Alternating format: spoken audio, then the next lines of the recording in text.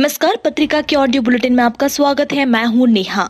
मध्य प्रदेश में बढ़ते कोरोना संक्रमण को देखते हुए 405 कंटेनमेंट क्षेत्र घोषित किए गए हैं, जिनमें से सबसे ज्यादा इंदौर में 155 और भोपाल में 119 कंटेनमेंट क्षेत्र बनाए गए हैं। मध्य प्रदेश में कोरोना संक्रमितों की संख्या 1164 के पार, जबकि 64 संक्रमितों की अब तक मौत हो गई है। सबसे ज्यादा संक्रमण इंदौर में है, यहाँ 980 पॉजिटिव केस आ चुके हैं।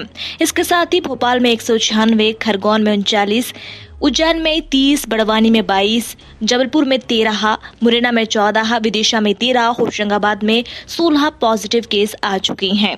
मध्य प्रदेश के मुख्यमंत्री शिवराज सिंह चौहान ने 20 अप्रैल से संक्रमित क्षेत्रों को छोड़कर कुछ क्षेत्रों में आवश्यक गतिविधियां शुरू करने की अनुमति दी है। इसके तहत लॉकडाउन और सोशल डिस्टेंसिंग का पालन करते हुए ग्रामीण अर्थव्यवस्था संबंधी कार्य, मजदूरों की दैनिक आमदनी, आवश्यक सेवा वाले औद्योगिक गतिविधियां, डिजिटल अर्थव्यवस्था, ई कॉमर्स, स्वास्थ्य, दवा और चिकित्सा उपकरण संबंधी इकाइयां शुरू हो सकती हैं।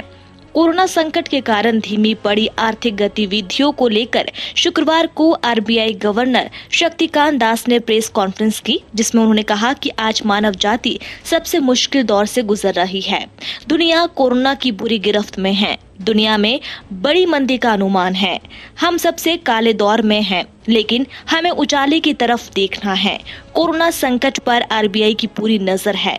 बैंकिंग सेक्टर पूरी तरह से काम कर रहा है। खाद्यान्न की और नकदी की कोई कमी नहीं है। गृह मंत्रालय ने कहा कि राज्य सरकारों ने लॉकडाउन का सख्ती से पालन कराने के अपने प्रयास बढ़ा दिए हैं। 3 मई तक देश में सभी परिवहन सेवाएं बंद रहेंगी। वहीं सामाजिक, सांस्कृतिक और धार्मिक आयोजन पूरी तरह से इनमें रोक रहेगी। स्वास्थ्य मंत्रालय ने बताया कि देश भर में अब तक कोरोना संक्रमितों की संख्या 12,380 हो गई है। 414 की मौत हो चुकी है। इस दौरान 1,488 संक्रमित ठीक भी हो चुके हैं। स्वास्थ्य मंत्रालय ने कहा कि देश में 325 जिले ऐसे हैं जहां अब तक कोई कोरोना का केस नहीं आया है। स्वास्थ्य मंत्रालय के संयुक्त सचिव लव अग्रवाल ने कहा कि कोरोना के संक्रमण को फैलने से रोकने के लिए सोशल डिस्टेंसिंग और लॉकडाउन का पालन सबसे अच्छी वैक्सीन है।